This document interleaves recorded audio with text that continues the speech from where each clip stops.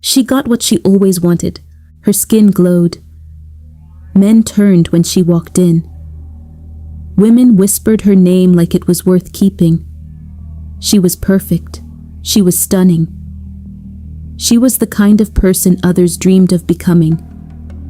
And then people started dying around her. This is the story of a woman named Mara. By the time I finish telling it, you will question every single thing you think you know about wanting something badly enough to pay any price for it. Stay with me. This story does not end the way you think. Mara grew up in a small, quiet town where nobody noticed her. And I do not mean that in the soft way people say it. I mean it as a fact. She was the kind of person people looked straight through. At parties, she stood by the walls and watched others laugh and talk and take up space, and not one person turned to include her. In talks, people spoke right over her, as if the air where she stood was simply empty. She was there. She was present. But to the rest of the world, she did not exist. Not really. Not to anyone. Stop and sit with that for a moment. Most of us have felt that feeling at least once. That moment in a room full of people when not one of them sees you. That hollow, quiet ache of being fully unseen. Most of us felt it and moved past it. But Mara did not just feel it at times. She felt it every single day, every single moment. It was not a feeling that came and went. It was the air she breathed. And that is what made what came next so deadly. Because Mara did not accept being unseen. She burned from it.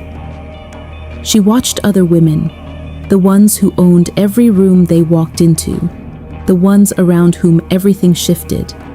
And she did not just admire them, she studied them. She ached for what they had. She wanted it the way a drowning person wants air. Not as a wish, as a need. A raw, desperate, burning need. And that kind of need makes people say yes to things they should never go near.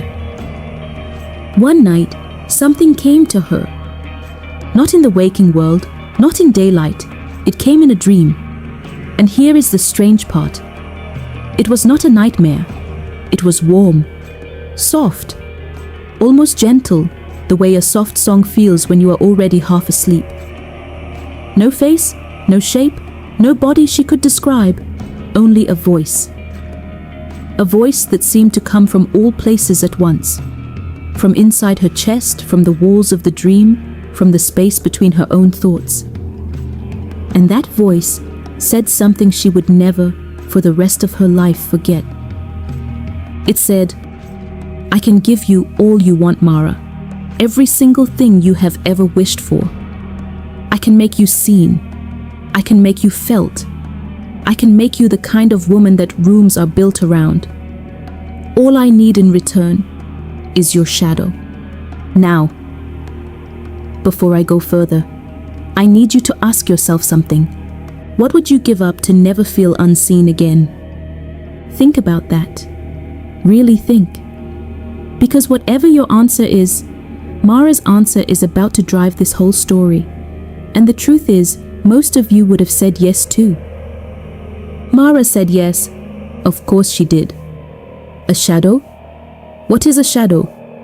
It is the dark shape on the ground when the sun hits you. You do not hold it. You do not feel it. You cannot use it. It is just there. An accident of light. Something you have never once thought twice about. Giving it up felt like giving up nothing. It felt like the easiest choice she had ever made. So she said the word. The dream ended. And she woke up. What Mara did not know, what no one who makes that kind of deal ever knows, is that the thing she gave away was already working. Even while she slept. Even while she looked at herself in the mirror for the first time and felt, finally, whole. The very next morning, all of it changed. Not a little. Not, oh, she looks a bit nicer today. All of it. She looked in the mirror, and the woman looking back was not the same person who had gone to sleep the night before. Her skin had a warmth to it, a depth, like it glowed from somewhere inside. Her eyes were brighter. Her whole presence, the way she took up space, the way she existed in a room, had shifted in a way you could not ignore and could not look away from. The town saw it right away. Within days, Mara went from the woman no one saw to the woman no one could stop looking at. Invites showed up at her door. People called her name across streets. They smiled at her like she was something rare, something they wanted to be close to just because she was near. For the first time in her life, Mara was seen. She was wanted. And the feeling of it, the raw, full feeling of being the person others turned toward, was like a drug. It was everything she had ever dreamed of. But here is where the story turns. Because Mara was not just beautiful now, she was magnetic. And I do not mean that the way people use it to describe someone charming. I mean it the way a scientist means it. A force. An unseen pull that drew people toward her whether they wanted to come or not. And some of those people, the ones who got too close, the ones pulled in too deep, they started to change. The first was a man named Thomas.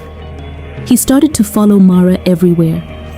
Not in a way that looked like a threat, in a way that looked like he was slowly, quietly fading into her.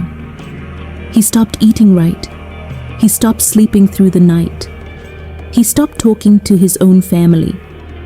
He drifted closer and closer to Mara, like a leaf being pulled to the center of a current. And one morning, about 2 weeks after it started, Thomas did not wake up. People found him in his bed, still and quiet, with a look of full peace on his face, as if he had simply run out of something he needed, as if his body had just stopped. Everyone said it was his heart. Everyone called it a tragedy. Random. Cruel. With no answer. But Mara noticed something small that no one else was watching.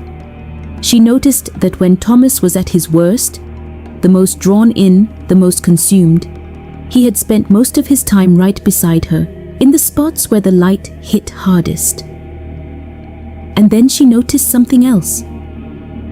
Something that made her stomach drop the moment she saw what it meant. Thomas had cast no shadow in his final days. Not one. The deaths did not stop with Thomas. A woman named Claire went next. Same pattern, same quiet fading, same peaceful face at the end. Then a boy of 17 who had started sitting on Mara's porch every evening without a word. Then an older woman from the edge of town who walked past Mara's house 3 times a day just to see her. One by one, over 2 months, the people pulled into Mara's world faded. They grew weak, they emptied out, and then they were gone. 11 people in total, 11 people with one thing in common. They had all been close to Mara, and every single one of them, in their final days, cast no shadow.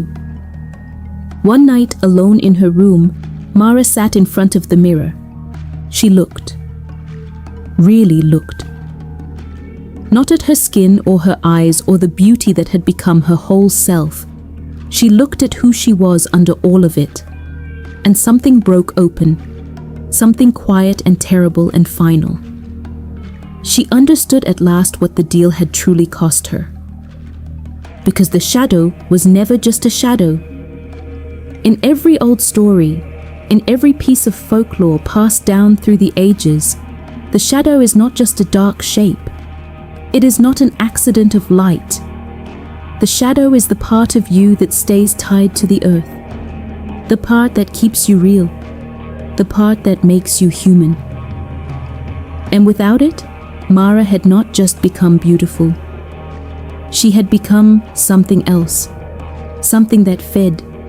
Something that drained the life and light out of people around her. not by choice, not on purpose, but by what she now was. She had become a hunger wearing a human face. Think about that. Because this is the part most people cannot sit with. Mara did not want this. She never asked for this. She did not make a deal to become a monster.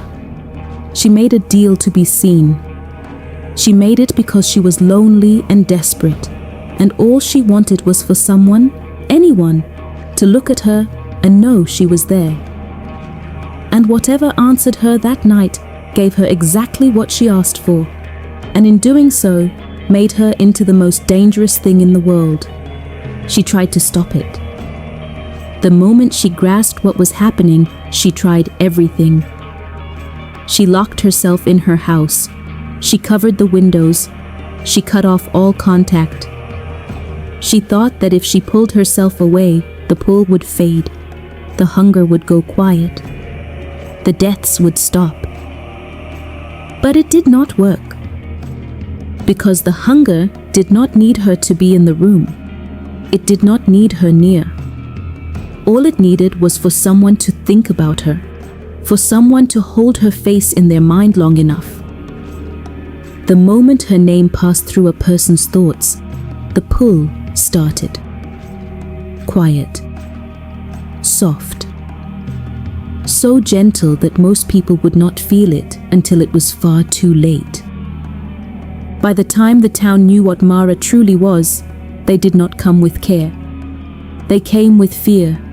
They circled her house. They called her a curse, a sickness, a thing that should not exist. And Mara, sitting alone in the dark, hearing the voices outside, did not argue, did not push back, did not try to explain, because she knew they were right. She was the danger. She was the thing that had to stop. And she could see only one way to make that happen. The shadow could not come back. It was gone. It belonged to whatever had taken it, and that thing was never going to give it back. The deal was for good. The hunger was for good. As long as Mara lived, people would be drawn to her. As long as people came, they would die. The only way to end it was to end her part in it. On the last night, Mara left the house. She walked through the town in the dark, when no one was watching. She walked past the places where people had once thrown her name like a gift. Past the doors that had once opened for her. Past the streets where people had once smiled when they saw her coming. She walked to the edge of town, to the place where the light from the lanterns and the fires and the windows did not reach. The place where there were no shadows at all. And she stepped into the dark.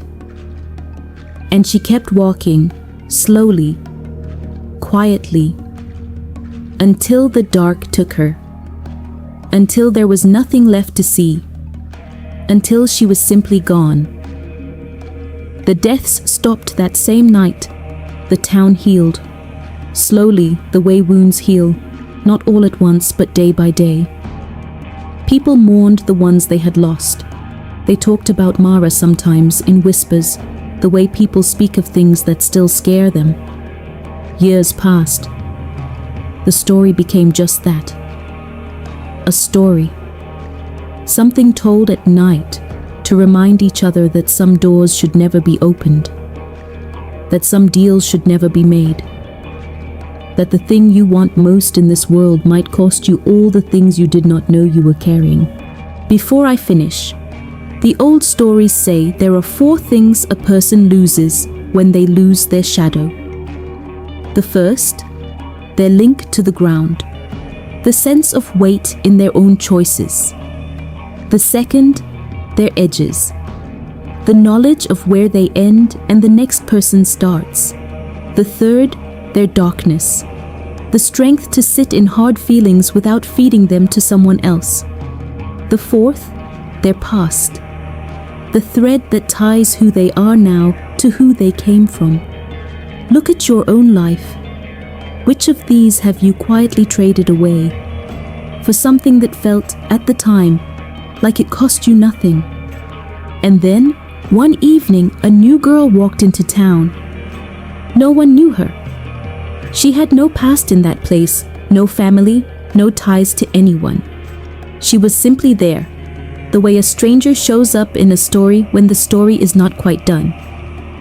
And from the very first moment people saw her, they felt it. A warmth, a pull, a quiet, gentle draw, as if something inside them leaned forward without asking. People smiled at her without knowing why. They found themselves walking her way for no reason. They thought about her long after she had left the room. She smiled back at all of them. Warm, open, kind. And if you looked closely, if you watched the ground beneath her feet on a bright, clear day when the sun was high and the shadows of everyone around her stretched long and dark across the earth, you would notice one thing. One small, quiet, crushing thing. She had no shadow. She never had.